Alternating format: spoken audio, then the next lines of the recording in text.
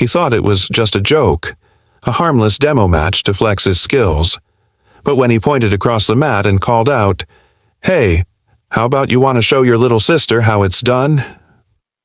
The room went still.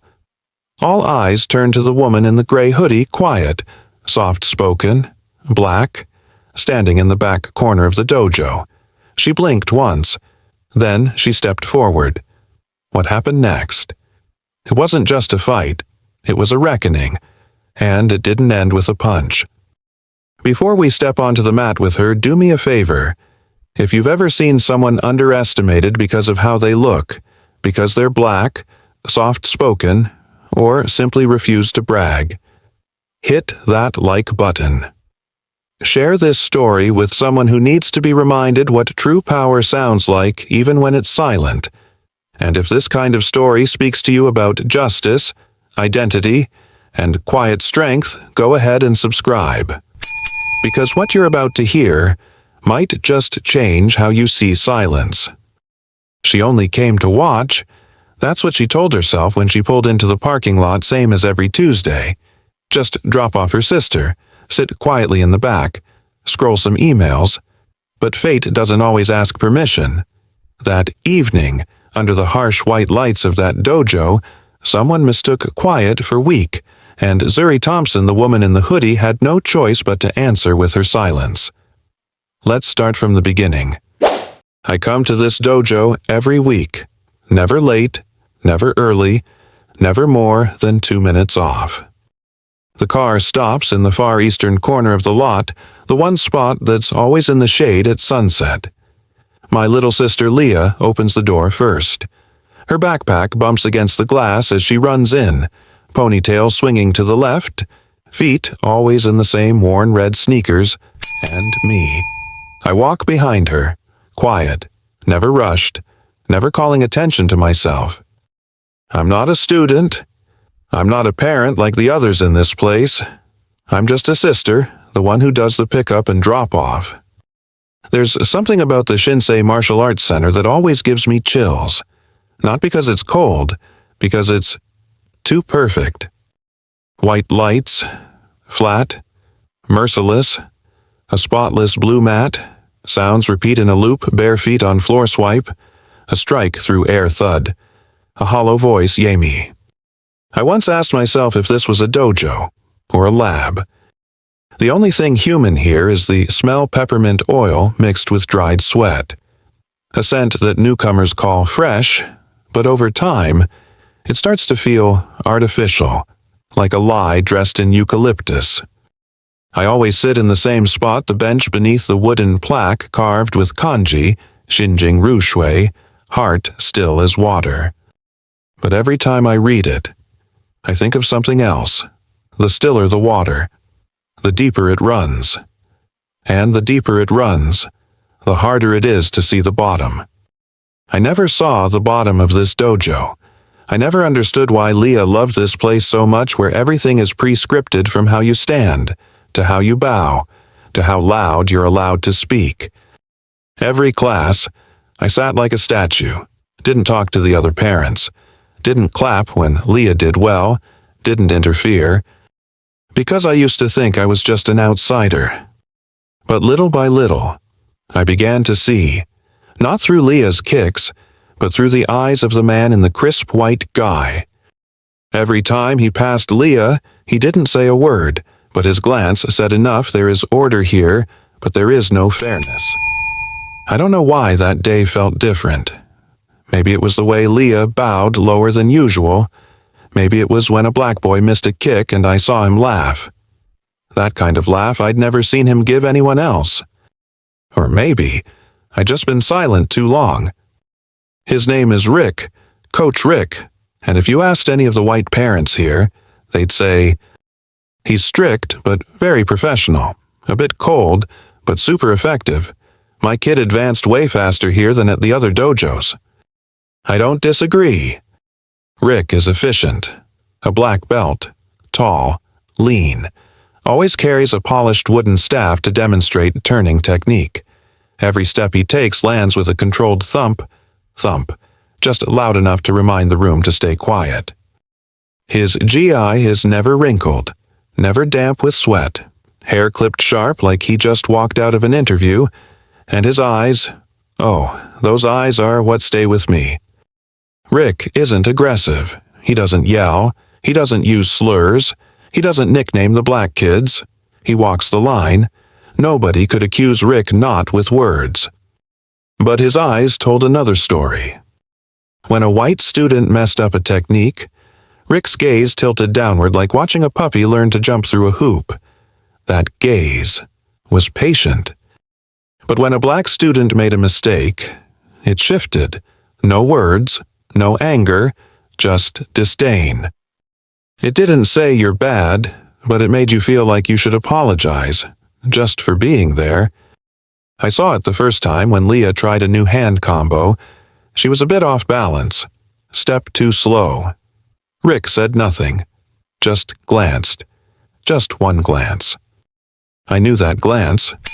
I'd seen it when I worked front desk at a bank 7 years ago, when white clients looked at me like I couldn't possibly understand what a fixed interest rate meant. That glance didn't need words. It didn't need rage, because it already assumed you didn't deserve to speak back. Rick walked down the line, correcting stances. For white students, he'd kneel, use both hands, adjust their elbows and knees carefully. But when he got to a black boy, he tapped the shoulder once and said, "Wrong, fix it yourself." Then moved on like the kid wasn't worth touching. I don't know if anyone else noticed. Maybe they did, but didn't speak. Or maybe they didn't because they didn't need to. But I did. And from the moment Rick's eyes slid past Leah that day, I knew. This wasn't a dojo anymore. This was a system, and he was the gatekeeper. Keep kicking like that, and you might as well wait for a rejection letter from the academy. Rick said that during Tuesday's class, it came right after a black boy named Jamal missed a target. Not dangerously just off the mark, but the words landed harder than the kick ever could. Jamal lowered his head. The room paused. Then a few kids laughed, not sure if they should be laughing. Rick shrugged and smirked. Relax. Just a joke. No one died. This time the whole class laughed louder, relieved that it was just a joke. The white mom sitting next to me chuckled too. She looked at Rick with admiration, then leaned toward me and whispered, "Coach Rick's strict, but he really knows how to bring out their competitive edge." I didn't respond. I just looked at Jamal. He was back at it, repeating his form, shoulders tense, movements stiffer than before. I saw the effort not physical, but mental, trying not to get angry, trying not to cry, trying to stay normal, while the entire room had just laughed in his face. What chilled me wasn't the joke. It was how easily it was accepted. Rick didn't say anything overtly racist, didn't give Jamal a nickname, didn't sneer or shout. Just a little jab at the right moment, in the right room, with the right kind of smile. That's all it took. I glanced at the mom beside me. She was still smiling, clapping softly as her son finished his drill. She wasn't cruel, not indifferent, not malicious. She just didn't see the problem. To her, it was just another martial arts class, just a joke to toughen them up, a missed kick, a chuckle, a quick tease. What's the big deal? I didn't blame her, but I couldn't forgive that blindness. Because these days, discrimination doesn't slap you across the face. It smiles, it speaks in coach voice, it ends a stare with a laugh. It makes silence feel like no big deal. I didn't stand up that day, but in my mind, I drew a line, thin, quiet, the first scratch on the thick coat of equality this place loves to paint over itself. Leah did her combo beautifully. I knew that. I'd watched her practice it all week in the living room, turning, falling, standing back up, turning again. But when she finished, Rick simply said, "All right, back to your spot." No praise, no nod, just a period cold as the tatami under bare feet. The next kid was Ethan, a white boy, same age as Leah. His kick was completely off axis, knees locked, arms loose. Rick clapped twice. Good. You've got instinct. What matters is that you commit, and that's something you can't teach. I heard it. Leah heard it. I glanced at my sister. Her face wasn't angry, wasn't sad, just empty, like a glass drained, with no one bothering to put the lid back on. The right praise can lift someone up. The wrong praise can crush everyone else, and selective silence that's favoritism's most elegant weapon. Rick didn't just favor some students through actions. He did it with words, choosing who got to hear you've got instinct, and who only got back to your spot. Those who get encouraged, even when wrong, push harder. Those who go unnoticed, even when right, start to doubt they ever belonged. I sat there, like always, phone in hand, but not reading a thing, just watching Leah. She didn't cry, but as she walked back to the line, I saw her shoulders drop, not from fatigue, but from being unseen. Sometimes, being invisible hurts more than being yelled at. Rick didn't have to do much, just praise one, skip another, and the whole room knew who was chosen, and who was waiting to fail. A question echoed in my mind. When injustice comes disguised as misplaced praise, who's brave enough to speak up? Who dares when the man playing favorites wears a white G and talks like a mentor? I didn't have the answer yet, but I knew, if no one spoke up, I'd have to. That night, Leah didn't say much on the ride home. I drove, music low, giving her space.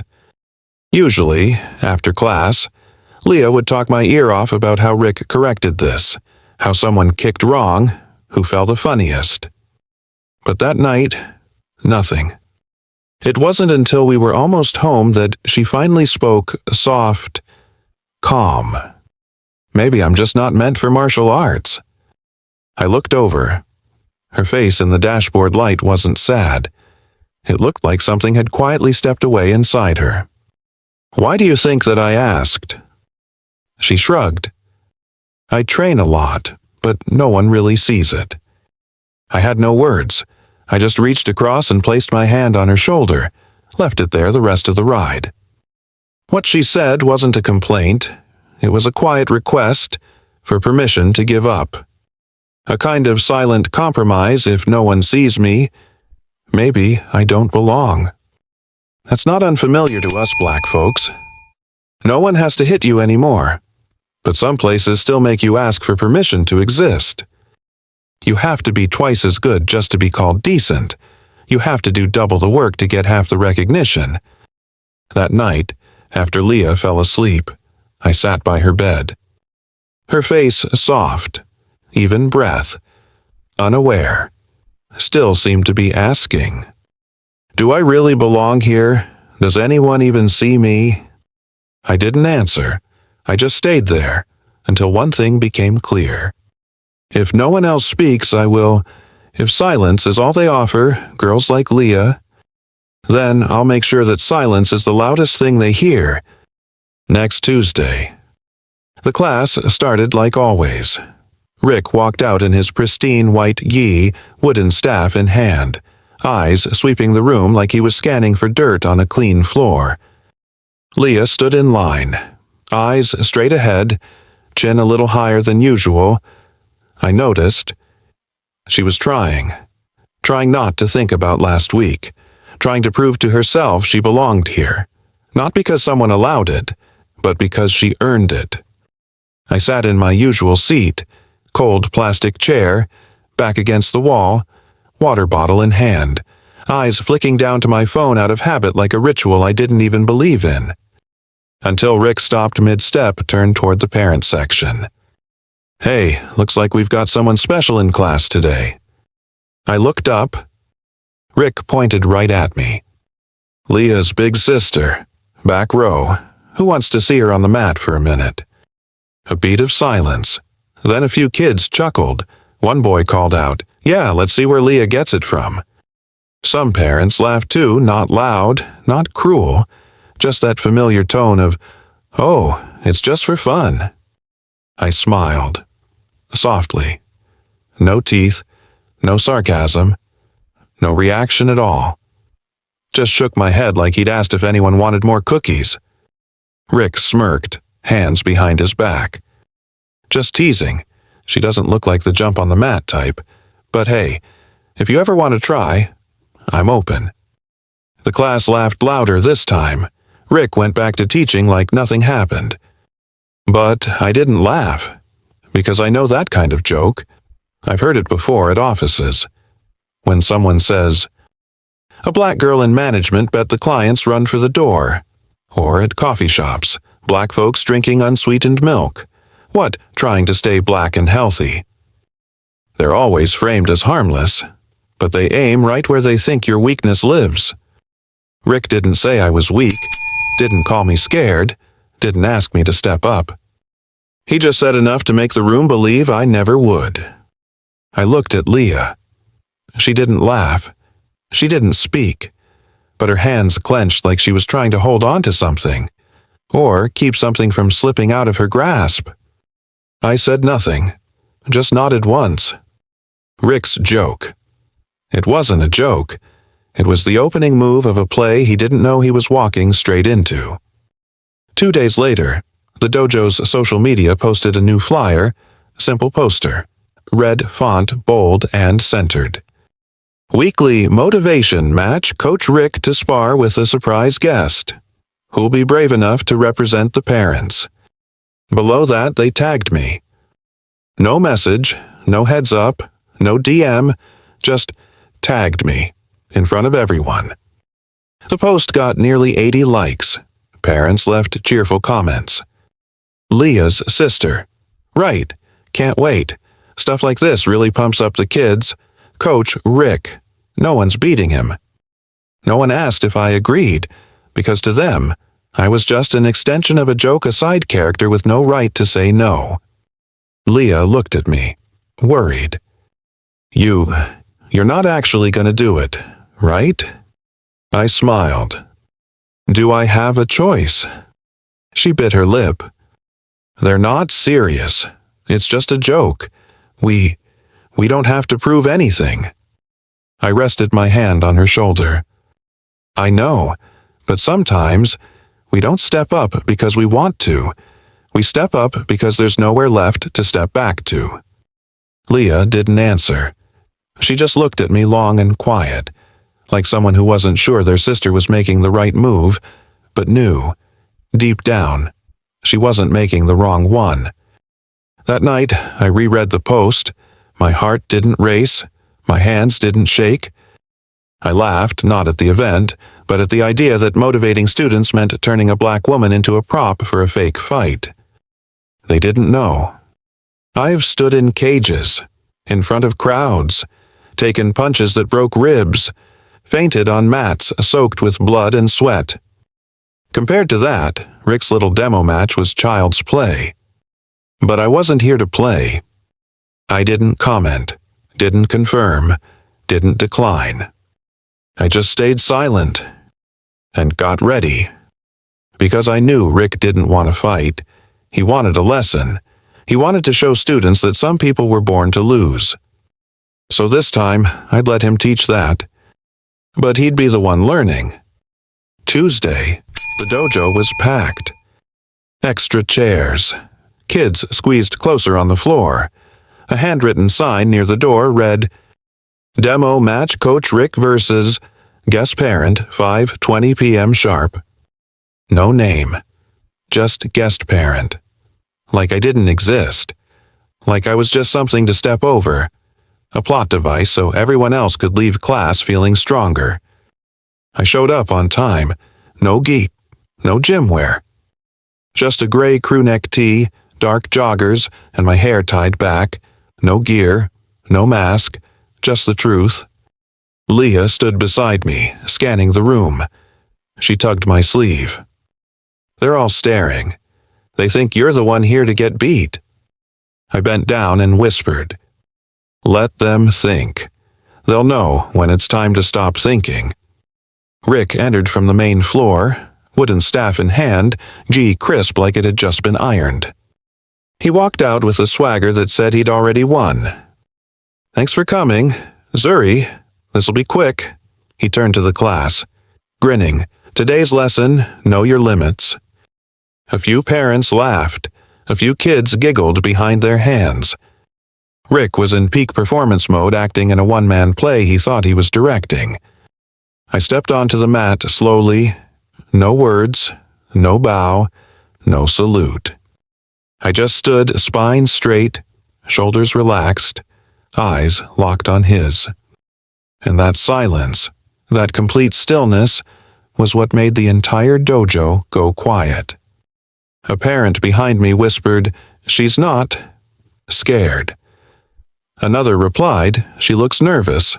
Hope Rick takes it easy." Leah heard them. I know she did, but she didn't say anything. Because now she knew her sister didn't need protection.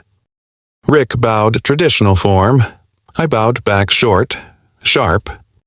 He rolled his neck, loosened his shoulders, got ready. I didn't. I stood still. Not in fighting stance, not in defense, just still.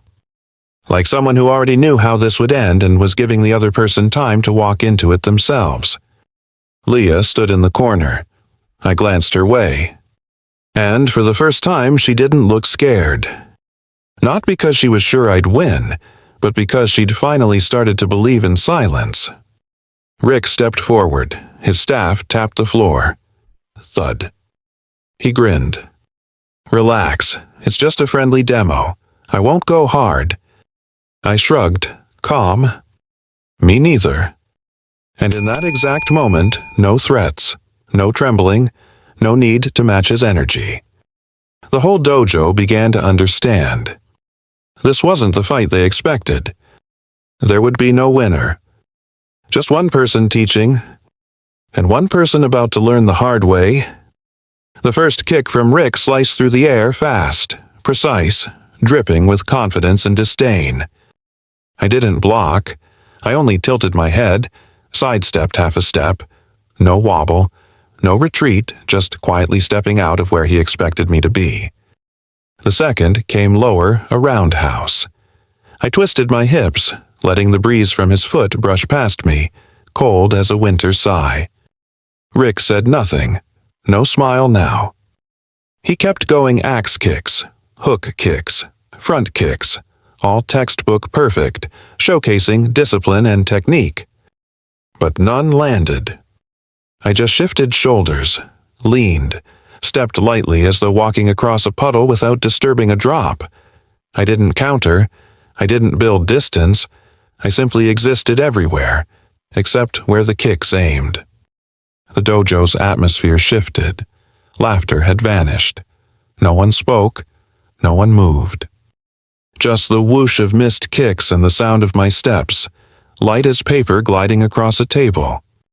The more he attacked, the more I didn't respond.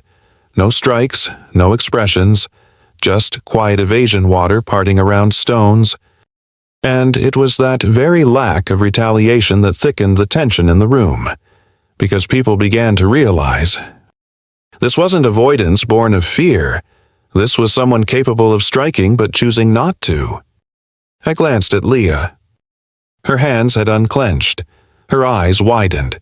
Her feet shifted forward, as if ready to step in, but she didn't break the moment. She was learning. Not martial arts, but a lesson in silent presence that demanded attention. Rick paused, breathing hard. Sweat started to dot his forehead. He gripped his staff tighter.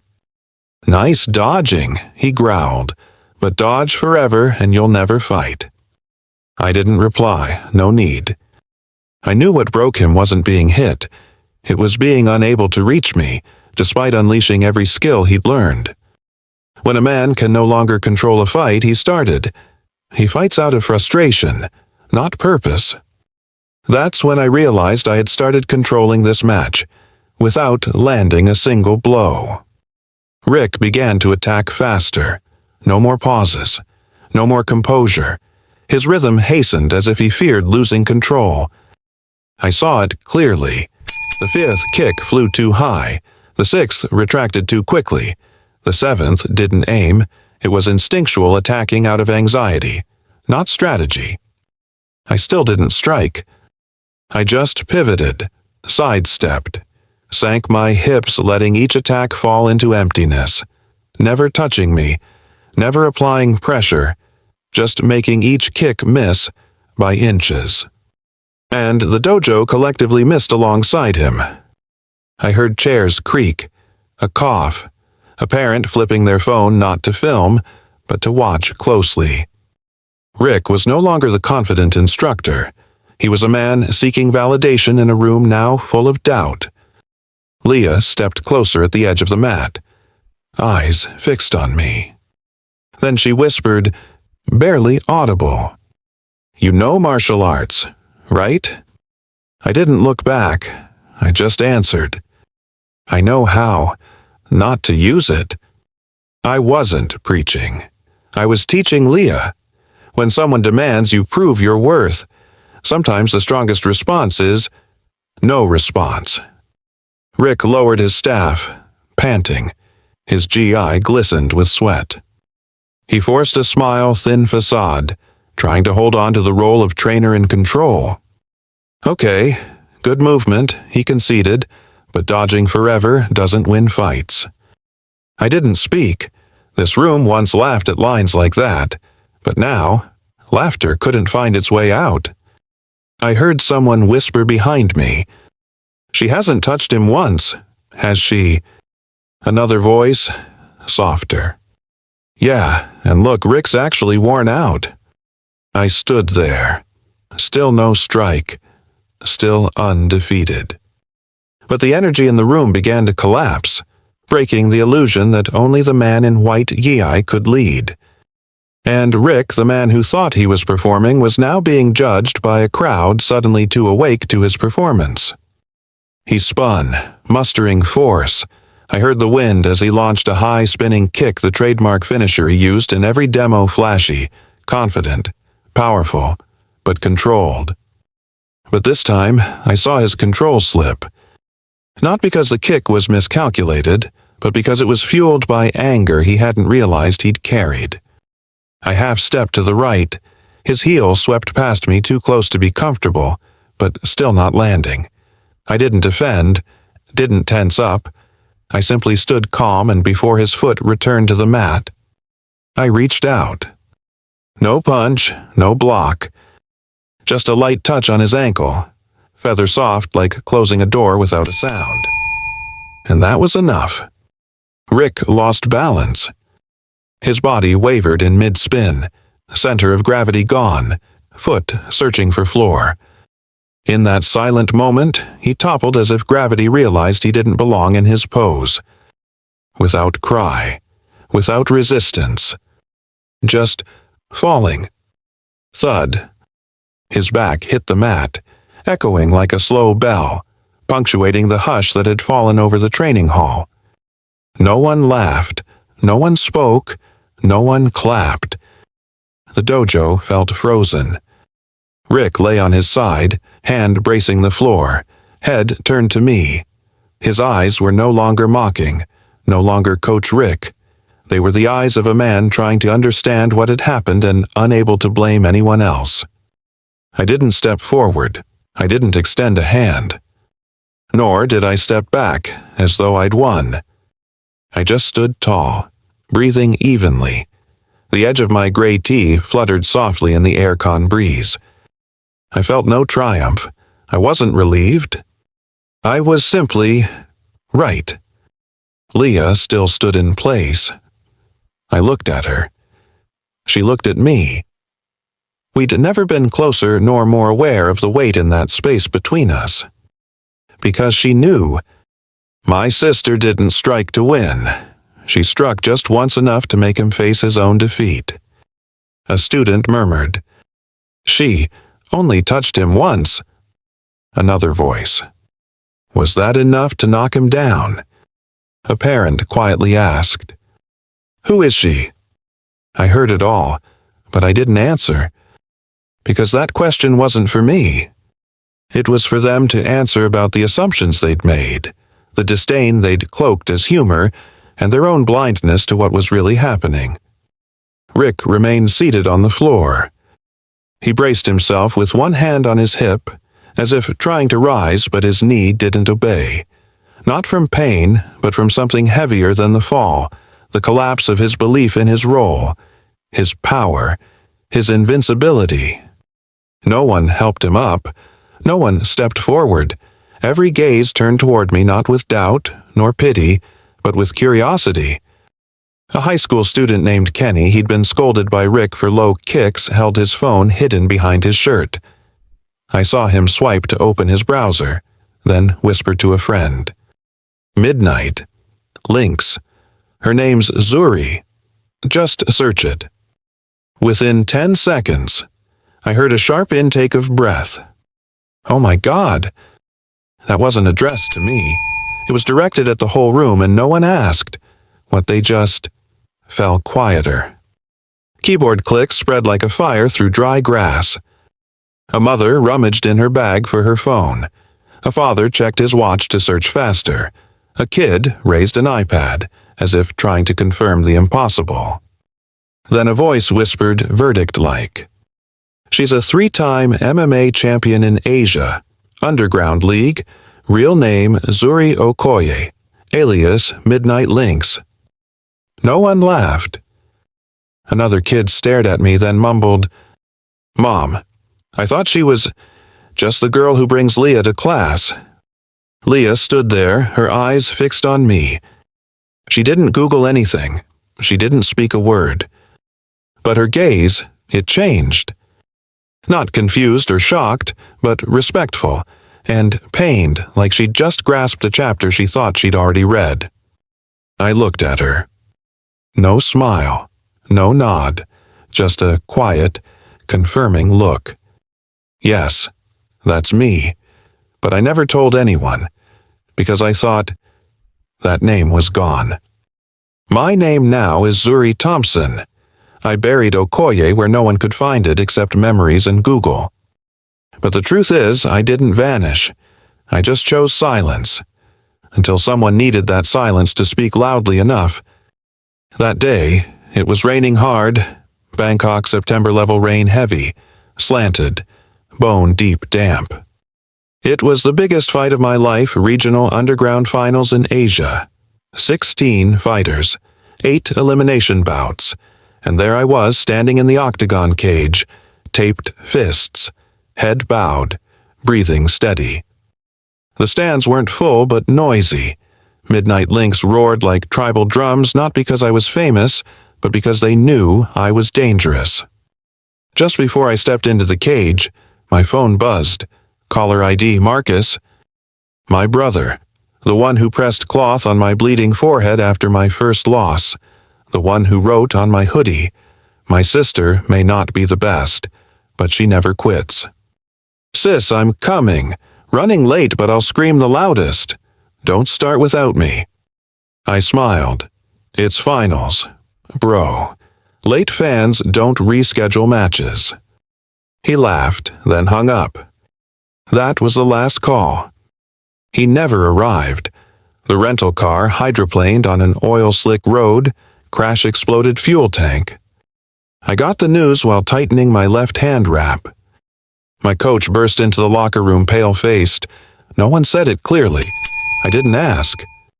All I knew, a part of me got torn away, not by my opponent but by life itself. I didn't step into the cage. I didn't fight. I didn't explain. I unwrapped my hands, opened the back door of the medroom, and left the arena using a service entrance, without looking back. A week later, I booked a one-way ticket back to the U.S., changed my name, changed my number, deleted every social account. I was Midnight Lynx, a name that made even male fighters twice my weight step back. I could dodge strikes like skipping rope, counter like an archer shooting true. I'd never lost in the cage, But I did lose the fight no one could referee, no rule could end. I chose silence. No rings, no cameras, no fame. I didn't turn away from glory. I just couldn't bear to win when I had no one left to share it. Then Leah was born, not of my blood but of Marcus's, a daughter of his legacy and loss. I raised her. No talk of my past, no teaching martial arts, no pressure for trophies, just guiding her to protect with her mind, her values, her chosen silences. I believed I'd left the ring forever, until I walked into that dojo and realized some fights don't happen on mats. They take place in people's eyes, in that biased praise, in a nod turning into permission to doubt. Sometimes, no matter how much you want to stay silent, the past pulls you back into the match. Not to win, but to close a chapter that was never properly closed. I didn't return for applause. I didn't return out of anger, not to win, not to prove anything. I returned because someone needed to see that silence can be power. I once thought staying silent would make the world stop reaching for me. If I left the ring, hid from the spotlight, never spoke of my history, maybe the memories would quiet like a lake after rain. I lived as that shadow, as the silent chaperone, the unnoticed name at parent pickups, until the day Rick looked at Leah as though she didn't belong, as though her efforts were inconvenient, as though her skin was a reason to doubt her ability. And then I understood, if I stay silent, I'll be complicit in the silence choking the next generation. I didn't step onto the mat because of Rick. I didn't need to teach him a lesson. I stepped forward for Leah, because each time someone praises her, just a pity I want her to ask, do they mean me, or just feel sorry for me? Because every time she bows after class, I hear her silent question. Am I worthy? Am I enough? I don't want Leah growing up feeling she has to ask permission to believe in herself. I want her to know she doesn't exist to diversify the space. She doesn't exist to inspire. She exists to belong, to learn, to grow like anyone else. Not as someone special, just as someone treated rightly. I looked at Leah. After everyone had heard my name, she was still there, eyes wide, surprised, glowing. Will you still do martial arts? I asked softly. Leah nodded, surely, stronger than ever. Because now you know when they say you're not enough, maybe they were never enough to see who you are. I don't need Rick to apologize, or the dojo to hang my photo on their wall. I didn't return to reclaim glory. I came back to close a wound that stayed open for over a decade, and to open a new door for kids like Leah to walk through without bowing. The silence I brought is no longer retreat. It's a choice. A silence loud enough to make talkers stop. A silence sharp enough to make a whole room hear itself again. That's why I came back. Not for the spotlight, but because sometimes darkness needs to be named. Rick sat there on the floor, one hand braced against his hip, his gaze lost like someone waking from a dream, only to realize they've already lost before learning the rules. I stopped looking at him. I looked at the crowd. And I saw something I'd never seen in all the months I'd sat in the back row. They began to shift. A white mother in the front who had applauded when Rick called me Leah's sister was now silent, her lips pressed together, hands folded in her lap, gaze lowered. Next to her, a father in crisp office attire who'd smirked when I was named volunteer looked at his phone, then slid it into his pocket as if he'd just uncovered something he dared not read aloud. Behind them, children of color, once timid, avoiding Rick's gaze during drills, now looked at me differently. Not in hope of rescue, but with a newfound sense of empowerment. One of them, Malik, the boy Rick had made repeatedly re-kick without explaining why, clapped, just once, softly, but it echoed. That clap didn't shake the dojo, but it cracked an old veneer. Another student, Kenny, joined in. Then Leah. And soon, small applause rippled out, the stifled hearts now unafraid to speak. I didn't need them to clap. I didn't want to. But I knew they weren't applauding me. They were applauding themselves for seeing a truth they'd long ignored.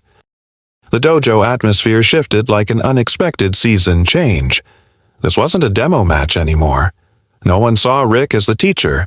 No one saw me as the outsider. A young black girl stood, nudged her mother, and whispered, "I'm not scared of Coach Rick anymore." I didn't hear her words clearly, but I saw her mouth, and I knew. This match wasn't about Leah learning to kick harder.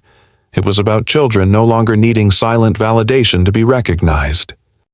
No one spoke, but everyone felt it. Rick had lost, long before I touched him, because true defeat isn't about falling. It's about falling before realizing someone thought they'd never stand up. Rick rose to his feet, unsteady. He shook his head gently, as if stepping out of a storm unfinished and surprised by the wet clothes. The dojo remained still. No one rushed to help, not out of cruelty, just uncertainty on how to face a fallen guide. Rick turned to me. His eyes were no longer arrogant, nor angry. They were the eyes of someone unmasking illusions he'd believed for too long. "Who are you?" he whispered, voice small, husky. "How are you?" So good without saying anything. I met his gaze. No smile, no reproach. Just two words, straight into the core he tried so hard to protect. "You never asked, and because you assumed, I wasn't worth asking." Rick stayed silent. For the first time, he had no answer. No reflexive comeback, no deflecting smile, no rescue line. Only stillness, forced and ingested. I continued, voice calm but firm. "You didn't need to know who I was. Right, I'm Leah's sister, the one in the back row, the one you mocked in front of the class, a name not worth remembering, a face easy to overlook." I took a small step forward. "But you weren't the first to think that." A chair creaked behind me. No coughs, no camera flashes. The room, held entire in my words, not by strength, but by an undeniable truth. "You once scolded a black boy for low kicks. You told Leah, you need to try harder.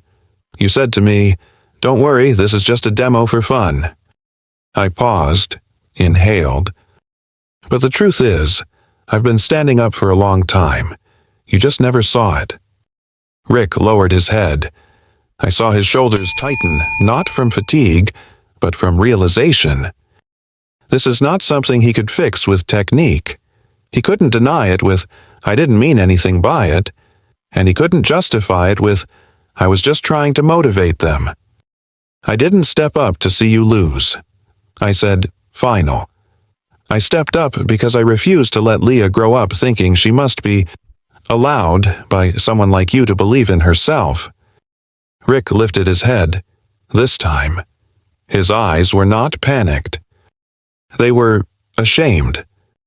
Not because he fell, but because he realized some things go unseen, not because they don't exist, but because he never thought to look. I didn't raise my hand. I didn't bow. There was no moment of celebration. No finish line, no trophy, no one declaring me the winner. And I didn't need that. I stood the center of the mat, the room shifting around me.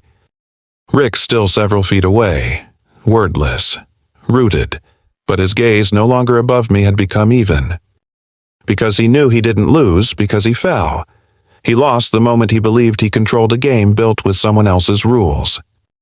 Around us, the dojo remained silent, not from fear, but from reflection, as each person absorbed what they'd just witnessed through reason and conscience. No one said, "She's good." No one said, "Wow, I didn't know." No. No one needed to say anything, because everyone understood some matches aren't for winning but for eyes to open. I turned to Leah. She stood tall, unwavering eyes on me.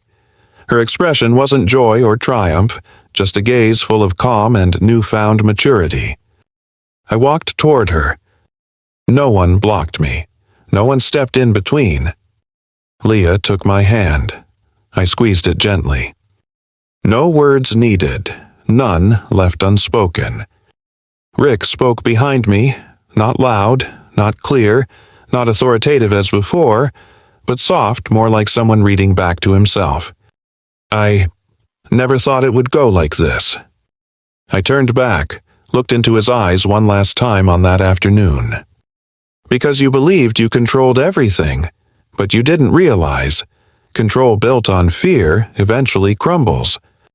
Rick bowed his head. No defense, no excuses. Just silence. And in that silence, I heard something that had never sounded before in this dojo. Awakening. I faced the students. A young black child raised a hand and asked, "Miss, did you win?" I smiled, gently shaking my head. No, I didn't win.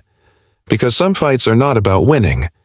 They're about someone daring to teach, and a whole room daring to listen. A parent stood up. Then another. No applause. No declarations. Yet, how they looked at me, no longer as observers, but as people reminded sometimes someone else's silence is not acceptance, but a warning. Rick stepped back. No more teaching, no prompting from anyone. And I walked off the mat, hand in hand with Leah, having won no official title, no certificate, just the prize that matters, turning truth into courage in others. On the way home, Leah was quiet. I didn't start a conversation either. We sat in the car, amber streetlights casting drifting bands of light across the windows onto our faces. Outside was silent, but inside were hundreds of unspoken questions. I didn't expect Leah to understand everything that had just happened. I only hoped at least that she would feel it. Feel that silence can speak, that sometimes you don't have to shout to be heard, you just have to stand firm. We pulled into the driveway. The streetlight flickered slowly. Leah unbuckled her seatbelt, her hand still gripping the strap of her backpack, but she didn't open the door. She turned to me, her eyes not those of someone who'd just seen a great show. It was deeper. "Sis." I turned to her and waited. "Aren't you sad?" That question came from a different place inside her, not about the match, not about Rick, but from a child hurt so lightly no one noticed except the one who felt it. I exhaled slowly, didn't rush to answer.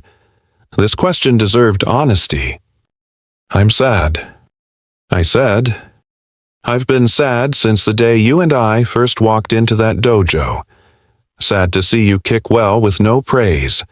Sad to see you forcing a smile when blamed for no reason. Sad to see you begin to doubt yourself." Leah looked at me. Her eyes glistened and didn't blink. I continued. "But there's something scarier than sadness." "What's that?" "I'm afraid one day you'll believe you're not enough, just because people said so over and over." I didn't have to shout at Rick. I didn't have to strike. I only needed Leah to know, if no one stands by you, you still have yourself, and you are enough. Leah didn't reply. She leaned her head against the window, eyes unfocused on the wet streetlights. But I knew that look, that quiet, that breath was how she was beginning to believe again. Some battles have no referee, no crowd, no scores, but they chip away your confidence inch by inch. And Leah lived through those battles for months, with no one noticing. I remembered the first time she said she wanted to learn martial arts. I hesitated. Not because I didn't believe in her strength, but because I knew how it felt stepping into a place that wasn't made for you, where every move carries an unspoken message. You're only here if you're good enough. But Leah was different. She wanted to try, to build focus, to learn discipline. She believed martial arts treated everyone equally. At first, she came home with bright eyes, telling me about kicks, breath techniques, steady stances. Once, she hugged her kicking pad to bed like a prized trophy. I felt happy but cautious. I knew that initial excitement could be snuffed out in places darkened by others' glances. Gradually, Leah began to share less. When I asked, "How was practice today?" she'd answer, "Same as always. Not sad, not tired, just colorless." I once saw her training in the living room late at night, alone. She practiced the same simple move, over and over, until her footmark was embedded in the mat. I stayed behind the door, hearing her breath, her pivot, and the effort she hid. When I offered help, she shook her head. "I'm just trying to get this right. Coach says it's still not up to standard." But I don't know what there is. That fear, the fear of not knowing what there looks like, haunted me for hours. Not because of Rick, but because I understood not knowing is the sharpest pain when you're forced to meet a standard no one voices. No one admits can change depending on your skin. I remembered evenings when she'd stand outside my bedroom, holding a technique grading report, but too afraid to knock, her shadow on the wall. Then she'd walk away. I knew what she wanted to ask, "Am I improving?" But she didn't trust the answer, not because she feared I'd be wrong, but because she didn't know if she could believe it. Leah endured battles without weapons, just unrecognized effort, praise given only to others, and silent stares repeated until confidence began questioning itself. Should I keep going? I couldn't rewind time to praise her back then, but I could do something else, use my presence to answer. No need to say you're good, just be there and let her see. A girl like you, once overlooked, once erased, can still stand and command the quiet of the room. That evening, after a light dinner and the short evening rain, we sat on the front steps. No bright lights, just the soft glow from the living room. No wind, no traffic noise. Just a silence long enough for sisters to be themselves. Leah rested her chin on her knees, hair slightly tousled. I knew she was thinking, not worry, but shaping a new belief. I stayed silent, because any advice now might interrupt the transformation that was happening within her.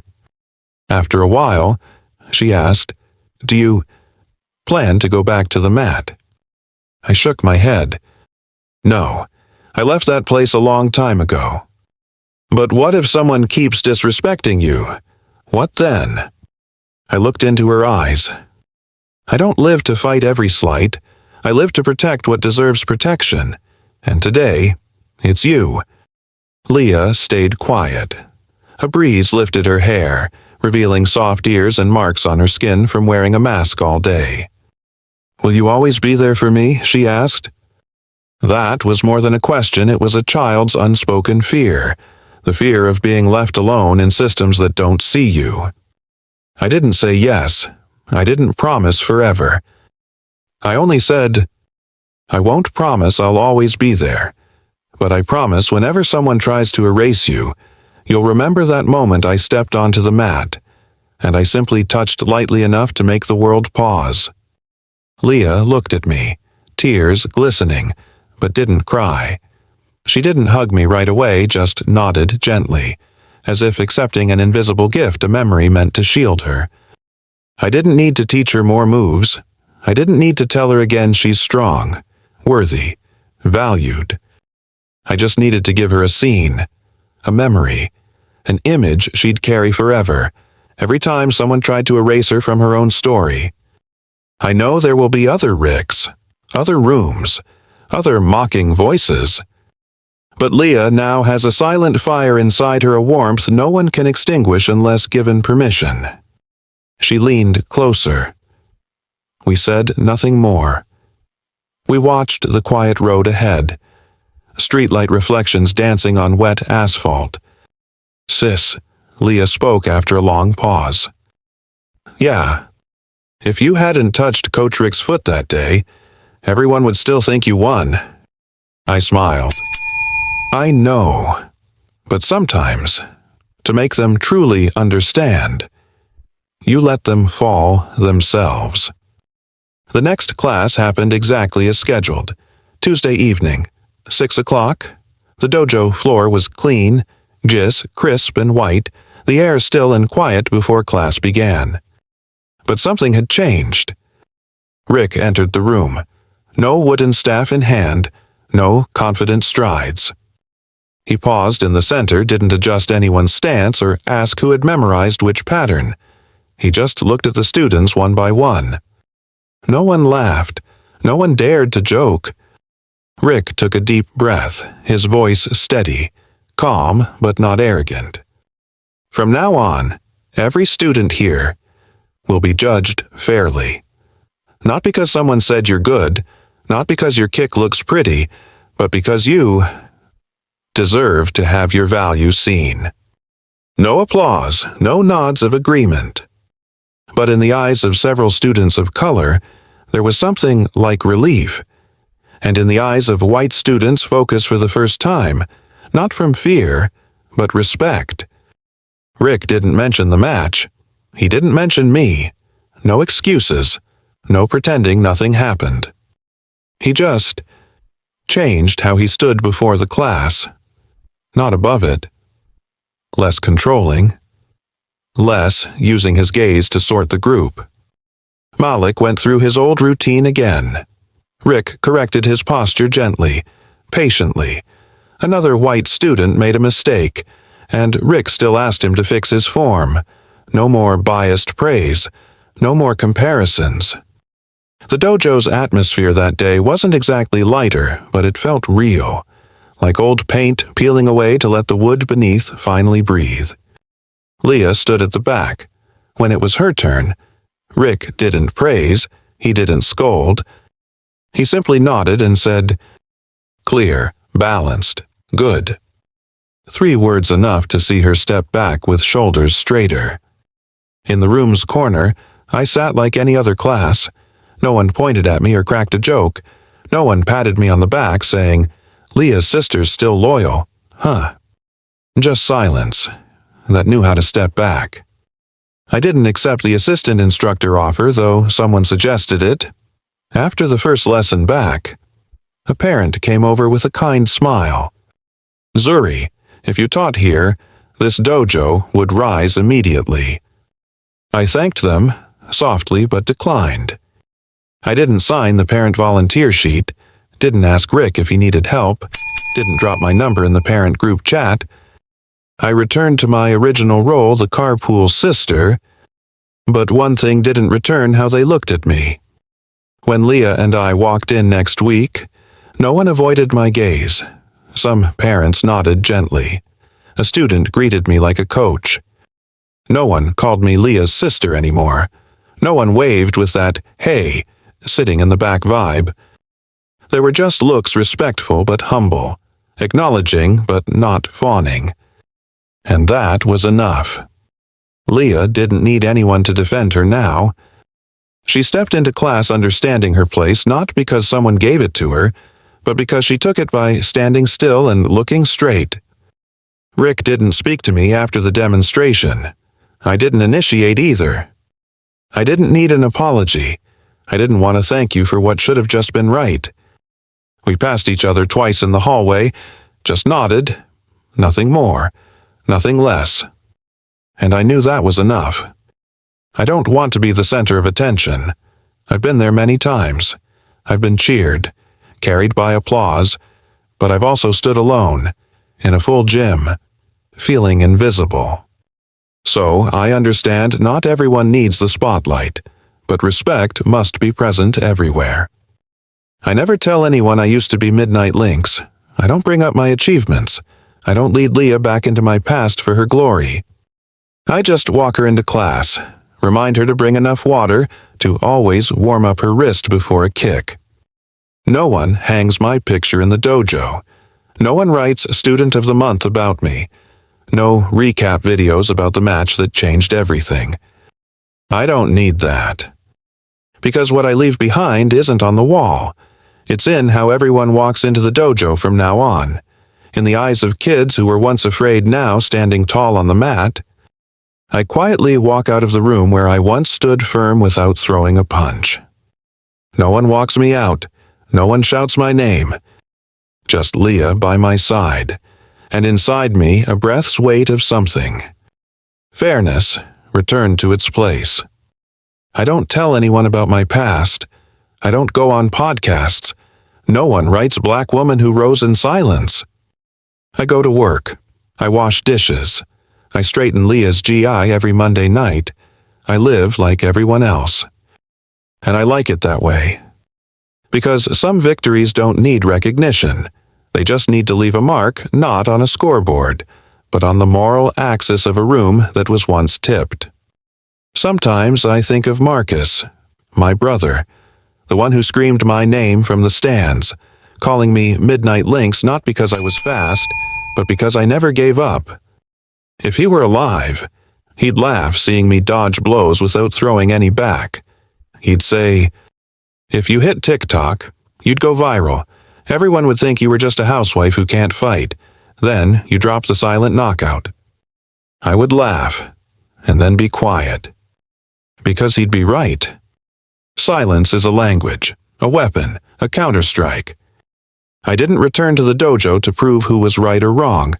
I didn't step on the mat to get applause. I came because someone needed to see. Their worth isn't measured by words, but by how they stand, how they look, how they refuse to retreat. Leah doesn't need anyone to tell her she's good. She only needs that no one tells her she's not enough when it's obvious she's trying. And if just by staying silent at the right moment, if just by a light touch in a room full of bias, Leah begins to believe in herself again, then I have done what I set out to do. I used to be Midnight Lynx, trained like a fighter, struck like a machine, cheered for, bowed to. Now I wear a different name. No titles, no trophies, no GE with special patches. But I have Leah, a generation learning how to breathe, how to kick, and how to exist not by bowing. No one has to call my name. No one needs to erect a statue. No records need be kept.